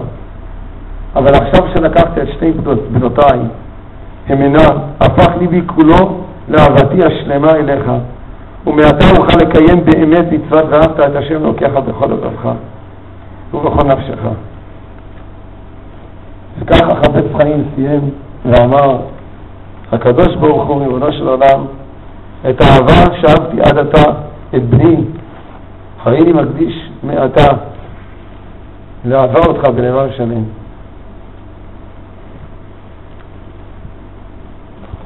נתקלתי בסיפור בתוך ספר שנקרא ספר מעשיות. הספר הזה נכתב על ידי גאון, רב ניסים גאון המפורסם, תקופת הגאונים, שבזמן שחמיד שיקל בן לא נרגע, ולמרות עמקותו ודקדוקו ופלפולה בתורה, החליט לעזוב את הכל ולאסוף כ100 סיפורים מחז"ל, מהמקרא, מהמדרש, להכין את זה בחיבור אחד שנקרא ספר מעשיות ולהקדיש את זה במשלוח מנות לחמיד כדי לחזק אותו. אחד המעשיות שהוא מביא פה בספר הזה זה סיפור על יהודי אחד שהוא היה יהודי עני אבל התפרנס בצורה פחות או יותר מכובדת, והוא הולך וחורש בשדה, והנה הוא נפגש באליהו שנדמה לו כערבי, כזקן אחד, והוא אומר לו, יש לך אפשרות לקבל 6 שנים טובות, תחליט מתי אתה רוצה אותה. ומספר אותו יהודי שכשהזקן שאל אותו את זה, הוא מתלבט, מה, אני אקח אותם עכשיו, אני אקח אותם אחר כך, הוא לא יודע, הוא אומר לזקן הזה, טוב, אני אתייעץ עם אשתי, בא הביתה, ושואל את אשתו, מה את אומרת? לקחת אותם עכשיו, לקחת את זה בסוף ימינו? היא אומרת לו, מה שמציעים לך עכשיו, תיקח עכשיו, אתה תעשה חשבון שום דבר, לך תדע מה יהיה. וכך הוא עשה. הוא חזר חזרה, לא האמין שזה נכון, אבל אותו זקן באמת היה שם. הוא אמר לו, נו, מה אתה אומר? אני אקח אותם עכשיו, ועצת אשתי, אמר, בסדר. חרש עם פרתו, הפרה נשנתה, ומתחת הוא מוצא אוצר. אבל כשהוא מוצא את האוצר, במקום לעשות חגיגות גדולות ולשרוף את ממונו, מה שהוא עשה, והוא ישב עם אשתו והחליטו, מה אנחנו יכולים לעשות? כי אנחנו כל כך שמחים על המזל שנפל עלינו. אנחנו ניקח לנו איזה סופר מהשוק, הוא יישב, הוא יעזור לנו לחפש כל עני וכל אביון שאפשר להיקלע בדרכו, אנחנו נפרנס אותו, נחזיק אותו, ואנחנו נשמח את האחרים בדיוק כמונו. וכך היה, לקחו לעצמם סכום שווה מחיה, לא חיו חיים מופרזים, והלכו וחיו חייהם, והוא רושם כל אחד שהם פרנסו וכל אחד שהם החזיקו. בסוף 6 שנים פתאום נגרע עליו אותו זקן בשדה, ואומר לו, הזמן נגמר, צריכים לקחת ממך את העושר. ואמר אותו יהודי, הרי כשקיבלתי את העושר זה בזכות אשתי, אני הולך להתייעץ איתה. הוא אומר, זאת אומרת, זה לא נתון לשיקול דעת בדיוק. הוא אומר, רגע, נראה אותך מחר, חוזר הביתה. וכך הוא מסיים את הסיפור, וזה מופיע בילקוט רות. הוא אומר, כשהגיע הביתה, אמרה אשתו, הוא אמר לאשתו, אמר לה, כבר בא הזקן ליטול את שלו. אמרה לו, לך אמור לו, אם מצאת בני אדם נאמנים ממנו, תן להם פתרונך. האם יש מישהו אחר שראוי לאוצר ועושר כמונו? הרי כל מה שעשינו עם העושר זה לא לטובת עצמנו, אנחנו לקחנו. פרנסנו את הבריות, שימחנו אותם. הפיקדון הזה הוא ראוי לנו. אם תמצא מישהו יותר, תיתן להם. וראה הקדוש מדבריהם וגמילות חסדים שעשו, והוסיף להם טובה על טובה, לקיים מה שנאמר ביום מעשה הצדקה שלום. ואני אומר לקדוש ברוך הוא ופונה אליו בבקשה, ואני אומר, הרי האם הגענו לגוש קטיף לתורת עצמנו? מה עשינו פה? האם פיתחנו עיירות נופש? עשינו חופשים גדולים? חיפשנו תענוגות? אנחנו הצטמצמנו באיזה משפחות של חצי ילד בכלב בשביל שיהיה לנו נוח לצאת לבנות? הקמנו פה תלמודי תורה, הקמנו פה ממלכות של ילדים שעבדו את הקדוש ברוך הוא, עבדים למלכותו יתברך. הקמנו פה שיעורי תורה, הקמנו פה גמילות חסד, תפארת של צניעות, הקמנו פה ממלכה של הקדוש ברוך הוא בעולמו. הקדוש ברוך הוא, אין מחל בין ארץ הזה ראוי למישהו יותר.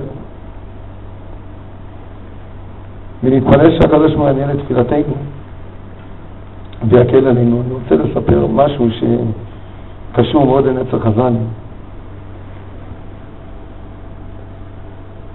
אחת המכות הקשות ביותר שעבר עליי בתקופה של השנים הארוכות האלה, 16 שנה שאני פה, זה לקיחתם של הרבנים שהיו פה. הרב בירן, שהוא היה רב של כפר דרום, וכמובן המכה הקשה של פציעת הילדים והילדים שבעצם נספו כאן בגוש קטיף. הרב יצחק הרמה, שמקום דמו, היה אחד מהרבנים הקרובים אליי מאוד, וזכיתי ללמוד ממנו הרבה. ואני לא זוכר הרבה פעמים שאחרי שעברתי אירוע טרור כזה, פשוט הייתי מנוטרל לכמה ימים פשוט לא מסוגל לתפקד יותר. וחיפשתי איך יכול להיות שצדיקים נספים בצורה כזאת. ונדרשתי להתעמק בסוגיה שחז"ל אמרו שבזמן שהקדוש ברוך הוא עושה דין צדיקים שמו מתקדש, ולא יכולתי לרדת לעומקם של דברים. וככה עברה תקופה עד שיום אחד התקלתי בספר נועם אלימלך של רב אלימלך מליז'נסק, ושם באחת הפרשיות הוא מבאר שבעצם מה שקורה בחיים שלנו זה בעצם מה שהזכרתי פה לגבי אותם 6 שנים הטובות שקיבלנו. אנחנו משפחת נמיר שלנו קיבלנו 16 שנים של ברכה והצלחה בכל מה שעשינו. גדלנו פה, התרחבנו פה, התעצמנו פה, עמדנו מזירת שמיים. מה זה להתגדל? ואנחנו ממשיכים בשלנו ורואים שהכל מתנהל אולי לפי טבע.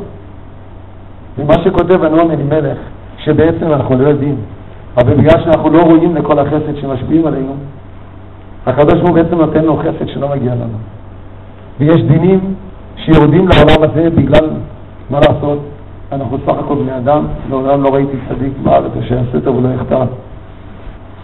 ואותם דינים הם לא מגיעים למקום שלהם רק מסיבה אחת, שיש צדיקי הדור שהם מתפללים, מכוונים, מבטלים את הדינים. אבל מה נעשה כדי שנכיר שמדי פעם הטבע הזה הוא כבר לא טבע, ומה שהקדוש ברוך הוא נזקק זה להזכיר לנו מדי פעם, וזה רק מאמיתתו הנעלמה שאי אפשר להשיג ולהבין את זה, שזה פשוט חסד. אם הוא יסלק את החסד הזה לרגע ויסתיר את פניו, וכמו שקרה בשיירה הקשה הזאת ששם נספו, ירו כ-80 כדור לשיירה של מכוניות, ורק כדור אחד חדר דרך הדלת וחדר דרך הרב, ומחוץ לא ראינו שום דבר, רק ראינו שהנשמה כבר לא נמצאת שם. וזה היה שנייה אחת שכאשר החסד הוא כיסה שם את כל האנשים שעברו לפני וכל האנשים אחרי, ורק לשנייה אחת הקדוש ברוך הוא הסתיר את פניו, והמכה הקשה הזאת נפלה עלינו. רק מתוך זה אפשר להבין שהכל היה חסד לפני זה. איך אפשר להכיר בזה?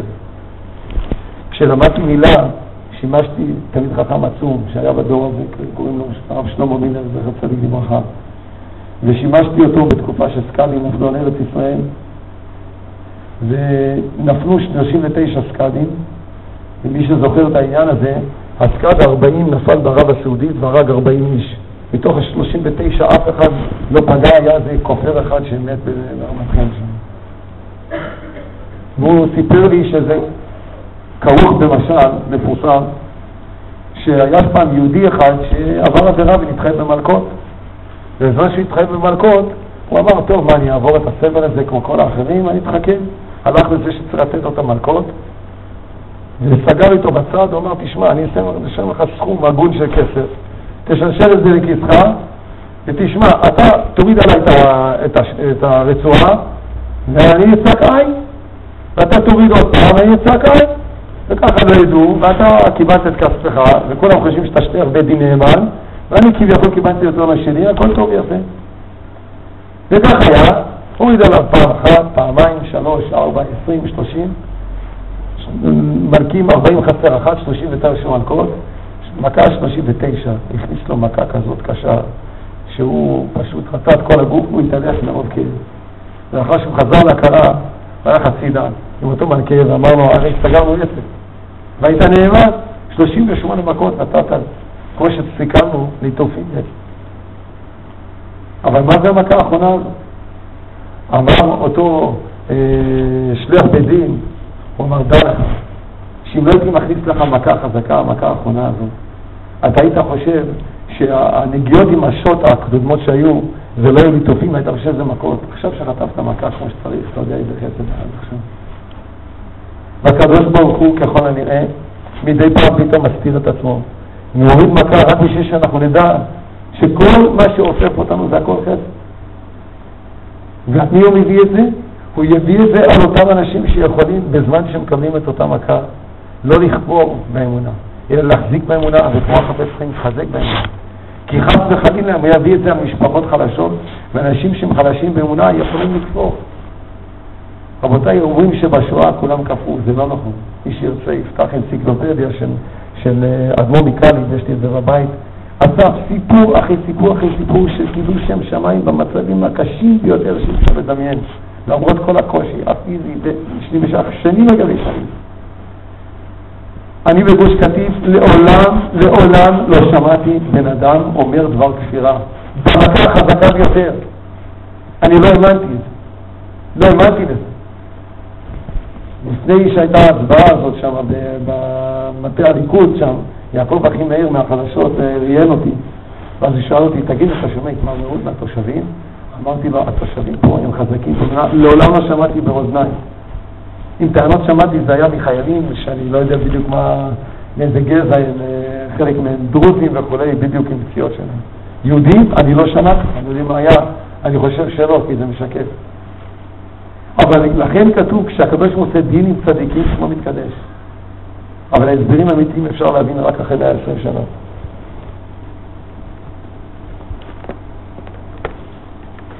אחרי כל הקושי שאנחנו יכולים לעבור ולראות,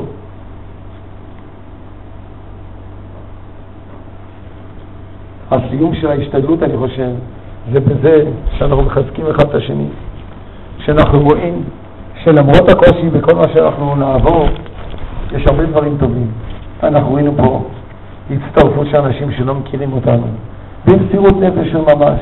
ראיתי אנשים שעזבו את העבודה שלהם, אנשים שעזבו את המשפחות שלהם, אנשים שחיים, אתם יכולים לראות יהודי במרכז הארץ חי באוהל בשפת הים, שמש ילכדת, או בנצר ליד המגרש.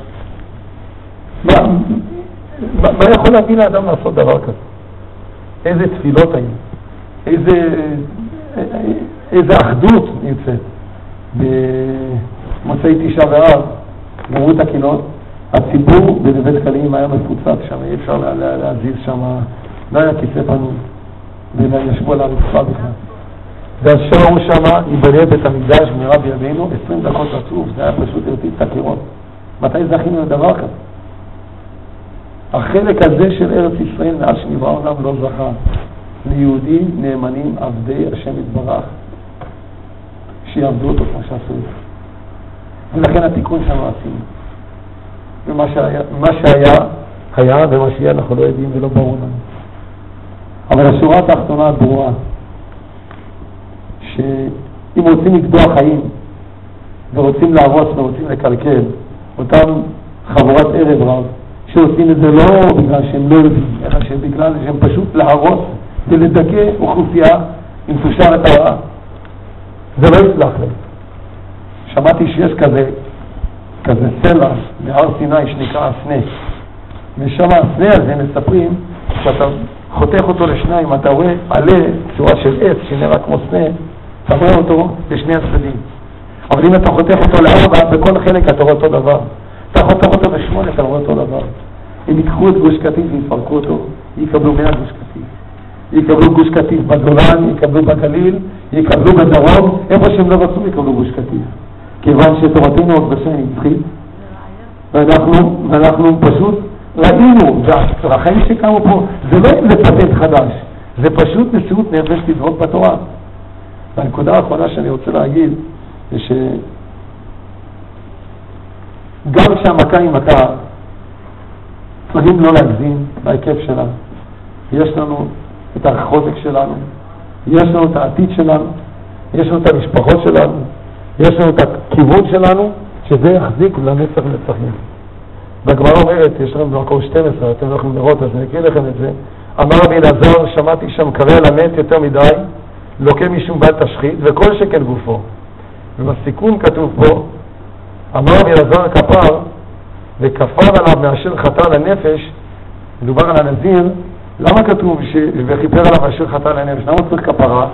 אז אומר רבי אלעזר כפר, שיש דברים קל וחומר, על הנזיר שצייר את עצמו מן היין, ומה זה שלא צייר עצמו אלא מן היין נקרא חוטא, המצייר עצמו מכל דבר, על אחת כמה וכמה. מי שגורם לעצמו צער, ומעבר למכה שהוא קיבל, הוא ממשיך עליו, כמו למשל כתוב, שאסור להתאבל על המת יותר מדי. שנה זה שנה, וזהו, צריך להתחיל את החיים מחדש. הרב קוק למשל, מספרים עליו, שבזמן שהוא שיקל את אשתו, תוך חשיבה, החותן שלו שהיה האדרת, הוא אמר, מה אתה חושב? אחד גאון כמוך, ניתן לך לצאת מהמשפחה? תכף אנחנו משתחים אותך. ובאמת הוא התחתן נישואים שניים לקרובת משפחה, מאותה משפחה של האדרת, הרב התאומים. צריכים להמשיך את החיים אחר כך. וככה יהיה בעזרת השם. גם אם נהיה פה, גם אם לא נהיה פה. זה היה סיפור ששמעתי עליו לפני כמה ימים, ניגשו לרבי הרב יצחק זילברשטיין שליטה. רב שסיפר סיפור כזה, כמו שאני עובד לפניכם, הייתה קהילה שבתוך הבית כנסת נכנס איזה ילד צעיר בן 13, והתחיל לספר על העוני הקשה שהם חיים, איזה מצוקה הם חיים, והתחיל לשטוח בפני כל הציבור על זה שהם רבים על פת לחם, על זה שהם לוקחים תורים כשהם הולכים בזוג נעליים, על בדיוק מה קורה כשהם עושים סבל בשביל לישון במיטה היחידה שיש להם, ושאין להם דברים לבית הספר. בקיצור, הוא הציג את זה בצורה כל כך נפלאה, שפשוט האנשים שם לא רק ששפכו נחל של דמעות, כל אחד פתח את הארנק ורוקן אותו שם בתוך הידיים של הילד, זה בצורה בלתי רגילה. אלא מה? שאחרי שכל נגמר, הם ראו שהילד הזה הלך מאחורי הקיר של הבית כנסת, ומסתבר שהיה שם משפחה עם איזה כמה ילדים שם, והוא השאיר קצת כסף אצלו, וכל השאר נתן למשפחה. ומה התברר? שהילד הזה מנווה אביבים, הוא היה ילד בן טובים, אבל שחקן מעולה. הוא יודע קצת למשוך החוצה את כל הרגשות הקשים, וככה הצליח למשוך את התרומות בדיוק כמו שהיו. המשפחה הזאת באמת הייתה ענייה. באו לרב ושאלו, האם זה גזל וצריך להחזיר את כל הכסף? או האם צריך להסתכל על זה כפי שאנחנו רואים, סך הכל משפחה ענייה, זה היה רק אמצעים. אז יש משנה, בסוף מסכת פרה, וככה פסק הרב, בסוף מסכת פרה, שאומרת שכל מי שלא צריך צדקה, הוא מבקש צדקה, אז הוא לא נפטר מן העולם הזה עד שיהיה עני ואביון. אבל מי שצריך ולא נותן, לא נפטר מן העולם הזה והנה הוא עשיר. ובדיוק באותה מידה, בן אדם שעושה את עצמו, או שהוא פיסח, או שעושה את עצמו שהוא חיגר או סומה, משחק אותה עיוור, כן, עושה עצמו כאחד מהם, אינו מת מן הזקנה עד שיהיה כאחד מהם. יש כמה הסברים מה הסיבה שיש כללה כזאת, שלא ימות עד שזה יתקיים פה הכללה הזאת. אחת ההסברים היא, הוא בעצם גזלן, הוא לוקח ועובד על אנשים, או שמוציא רחמנות מאנשים, אז הגזלן הזה, הוא יצטרך לקבל עונש על הגזל שלו. ואם זה ככה, ודאי שצריך להחזיר את הכסף. אבל הרב פסק שיש גם סיבה אחרת, וזה נוגע לענייננו. התפארת ישראל אומר, מה הסיבה שאדם כזה מקבל את העונש, שהוא לא ייפטר מן העולם עד שהצרה הזאת לא באה עליו? הוא כותב כך, הוא אומר, אפילו אחי, הוא נענש מדממעית בכבוד שמיים, כאילו ברא פעלמום יותר בעולם, והרי הרואה בריות יפות צריך ליתן שבח לשמו יתברך, וזה כפוי טובה. אדם מסתובב, הוא רואה בריאה יפה, הוא אומר, הקדוש ברוך הוא, אני מודה לך שיש בריאות כאלה טובות. אבל כשהוא רואה נכה, אז הוא אומר, אוי ואבוי, תראה הקדוש ברוך הוא פספס פה. יש ילד עם פיגור, יש ילד עם מום, אוי ואבוי לנו. וממעיט בכבוד שמיים. אדם הזה שמשחק אותה פצוע, או חולה, הוא מעמיק בכבוד שמיים, לכאורה יש פגם במעשיו של הקדוש ברוך הוא. ולכן הוא מתחזק, ואפילו שקורה לנו מה שקורה לנו, לדעת שאנחנו צריכים לסבח אחד את השני. עוד מעט הוא באב, לא יהיו ימים טובים בישראל, כ9 באב, כ15 באב, וביום פורים, וזה יום לשמוח, וזה יום להודות על כל החסד שהקדוש ברוך הוא עשה איתנו. אין שום ספק שנצר חזני כמו שהיום לעולם לא היה ככה. מסכימות מי נכון? מסכימות. וזה רק דוגמה בטעם. מספרים שפרוש פעם פגש את יוסי לפיד בחצר בכנסת, ואז הוא אמר, אתה שואל אותי מה העתיד שלנו? הוא שאל את יוסי לפיד, כמה נכדים יש לך? אז הוא אמר, 2. וכשהוא פנה אל פרוש, כמה נכדים יש לך? יש לי 30, אני חושב לפחות. וכשלורנס היה צריך כליה, היה קרב בין הבנים מי יכול לתרום לאבא שלו כליה. רבותיי, קידוש שם שמיים מהציבור שלנו, אנחנו זוכים להפיץ אותו בכל דרך, כי הוא פשוט עצום. ולכן אנחנו נודה על כל החלק שלנו שזכינו. אני מודה על כל רגע שהתחברתי לציבור הזה בגוש קטיף. מדי פעם כשנכנסים המטופלים האלה, אני פשוט לא יודע, אני מרגיש פשוט תפל ושיריים כלפי אנשים עם כוחות לפעמים דלים ביותר, מחזיקים מעמד. היום מה שהביא לי דמעות בעיניים אחרי תפילת ערבית, גש אליי יהודי פשוט שלא בעל ספר, הוא אומר, אני לא מבין מה ההתרגשות, אני פשוט עובר מאחד לאחד. הוא אומר לי שהרב קוק בטבריה, הרבנית קוק המפורסמת, אמרה, לא תהיה התנתקות. מה אתם עצומים ומה אתם עוזים כל הזמן? זה פשוט לא יהיה. יהודי עם פשוט אמונה פשוטה ותמימה ששמע שמועה והולך להפיץ את כולם ולשבח אותם. מה הקדוש ברוך הוא רוצה יותר בעולמו? יהי רצון מלפניך, אדוני אלוהינו בני אבותינו, שיבנה בית המקדש במהרה ימינו, ותן חלקנו מטרותיך, ושם לעבודך במהרה כימי עולם וכשנים קודמוניות. תודה רבה.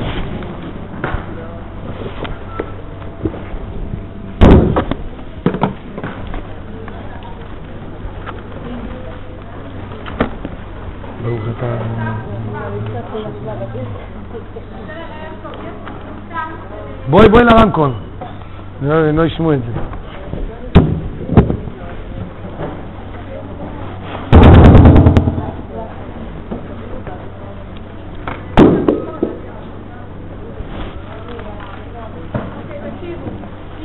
רמקול. לא בסדר. יש פה קבוצה מאוד גדולה של... הלו. לא שומעים אותך, נו. טוב, בנות ישראל בישניות הם, נו מה? בבקשה. אוקיי. יש פה קבוצה ממש גדולה של בנות, שבאו לפה ממש לעבור משפחות, ולא שצריך בקייטנות, בביזיטרים, כל מה שצריך. אז יש לי כמה הודעות להגיד. יש מחר הבוקר, בשעה עם 9:01, במועדון יוחנן, לגן התושבים יש, ובמקלט 9 יש גן האורחים. עכשיו גם יש במקביל מ-10:00 עד 1 בבית ספר לילדים בבית ספר להתבגן בשנה, גם המעון כאן, לא הייתה רבן, צריך פרצי לא הייתה? חני, שעסוקה. כולם מתושבים בפני כל הערכים במועדון יוחנן. עכשיו, יש פה בנות שרוצות לעבור בבית וכל מה שצריך.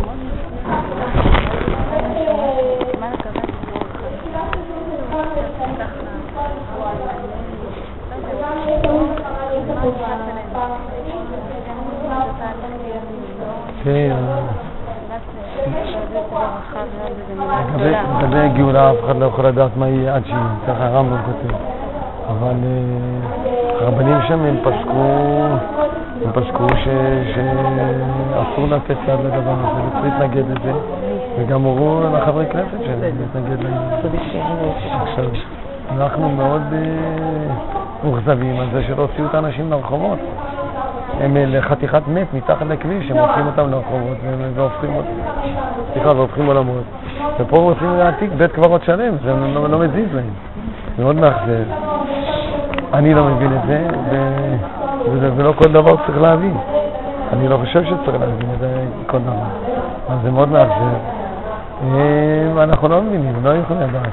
אני חושב שאנחנו הרבה יותר קרובים לציבור החרדי מאשר אנשים שאין להם יראת שמיים, זה דבר ברור לחלוטין. זה דבר ברור, בגלל שאנחנו כל כך מרגישים פה ברחנות, אז אני תוהה לעצמי מבחוץ, אני כן ציבור מאמין איך הוא רואה את הדברים, זאת אומרת איך הרבנים שאומרים לו להסתכל על הדברים שקוראים לך כשהאדמה בוערת פה ובארץ ישראל, איך הוא רואה את זה, איך המנהיגות מכוונת אותה למציאות שהיא בסדר, והציבור חילוני מאוד טוב ומשוגעים ששארו שם בחלק ושארו שם התבשרו. המשבר שאנחנו רואים, הציבור הדתי הלאומי שקוראים לו, היה לו ציפיות מהשלטון. אנחנו התאכזבנו, ראינו שאין שום ציפיות. הם יכולים לסגוד בך, הם יכולים לבזל בך. לכן אנחנו כל כך קוראים. חלק מהם שדיברתי איתם, אני קרוב מאוד לציבור הזה, הם אמרו, לא היינו לעשות אף פעם ציפיות, הם יכולים לעשות כל רישות שהם רוצים. אז זהו, אנחנו מתפללים שלקראת התאריך שצריכים להביא את הגאולה, אנחנו נתאחד, ים אחד סוף סוף, ולכל אחד פה ושם.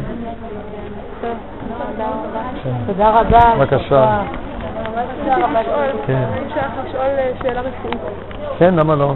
אני צריכה אור בשביל זה. צריכה אור בשביל זה. אני רוצה להראות לך משהו באור. בסדר, בואי נראה אם יש פה איזה מקום. תודה רבה. בבקשה. יש טוב.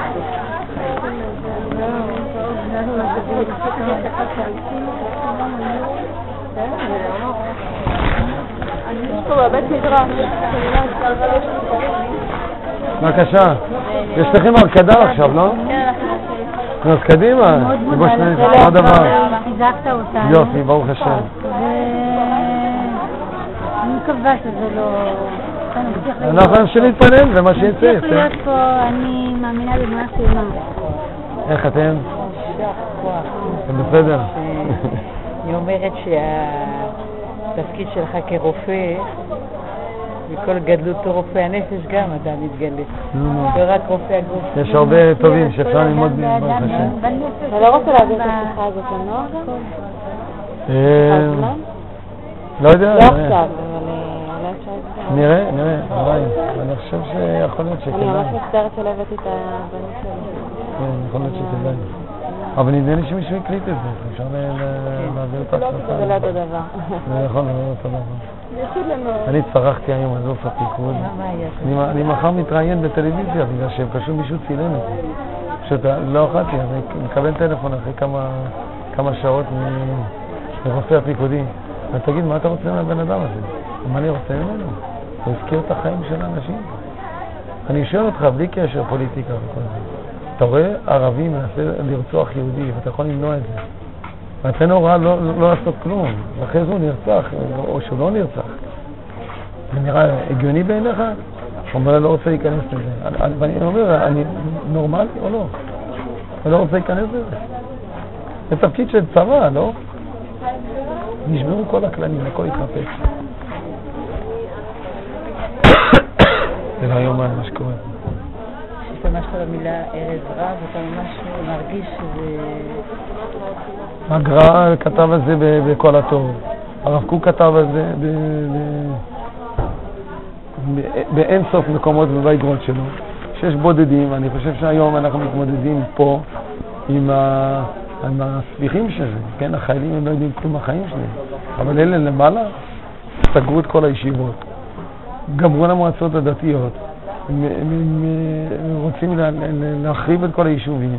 אי אפשר להגיד שהם טועים. הם רוצים פשוט לקלקל. בכוונה הם יושבים ומתכננים איך לעקור אותך, איך לדכא אותך. הרב שמואל תעזה, שזו השיטה שהוא מכוון כלפיה. וכל התלמידים של הרב קוק שהם רוצים להתפתל סביב זה, הם פשוט לא נוח להם. הם דוחקים את זה הצידה. אני חושב שהם אומרים שיש גם איזה קטע של הרב שאומר שיבוא יום והציונות תהרוס את עצמה. זאת אומרת, הציונות שלא קמה בשביל... נכון, זה הגיע מפורסמת. בעצמה תהרוס את זה. נכון. לא בגלל שהם ערב רב, בגלל שדבר שהוא לא קם על יסודות שהתחיל. נכון, ראיתי את זה. אוכל את מכלה את עצמו על מנת שהדבר הזה... ראיתי את זה, אבל אני לא זוכר שאי פעם... אבל לא שמעתי. אי פעם ראינו את הכוונה, הרשעות הזאת, האכזריות הזאת בפועל. לא ראינו, וזה לא ראינו. אבל כשקראנו את הפסקה, קראנו. פתאום אנחנו רואים את זה. היום, אתה אפילו בדמיון שלך לא חגיד שהוא טועה. ראש הממשלה הזה, הוא בן אדם שהוא רץ איתם להתנחלויות, הוא יודע מה הערך של הציבור, ורק לטובת עצמו כדי להרשיע, זהו, זה לא הוא לבד, זה כל החבורה שסביבו, משמאל ועוד יותר משמאל ומימין שהפך לשמאל, זה אנשים שרוצים פשוט לסלק אותנו, רוצים שיהרגו אותנו, הם הודיעו בחדשות עם כל התקשורת הזו. כשהיו 50,000 אנשים בסדרות, אני יודע, 30,000, איך זה שלא יראו? קסאמים, הם מודיעים להם דרך החדשות, תראו קסאמים, עכשיו זה הזמן. איפה שמענו דבר כזה? זה בלתי רגיל. אז אתה רוצה ללמד עליהם זכות? תלמד עליהם זכות אם אתה רוצה, אבל אתה עם הראש באדמה. תדפוק את הראש בקיר. הוא לא טועה. הוא גם לא רוצה לשמוע אותך, הוא רוצה להזיק אותך. אין מה לעשות. וברגע שאנחנו, הרב הרמה אמר את זה אין סוף פעמים בשיעור שהיה איתו. הוא אומר, הרב הרמה, השם יקום דמו. הוא בשיעורים, הוא אומר, הרשע תקרא לו רשע, אל תתייפייף איתו. הרשע הוא רשע, גמרנו. יש דיון לגבי אם חילוני, אם הוא תינוק שנשבע, זה משהו אחר. אבל בכללים שלו, דמוקרטיה, הוא מפעיל את כל נגדך. אז אם זה לגבי ההלכה, בסדר. אבל הוא מפקיר את הדם שלך. אין דרך מסביב להגיד שהוא תינוק שנשבע. מה תינוק שנשבע? כשהוא שולח אותך לכלבים. אתה יודעת מה זה לנסוע לכלבים?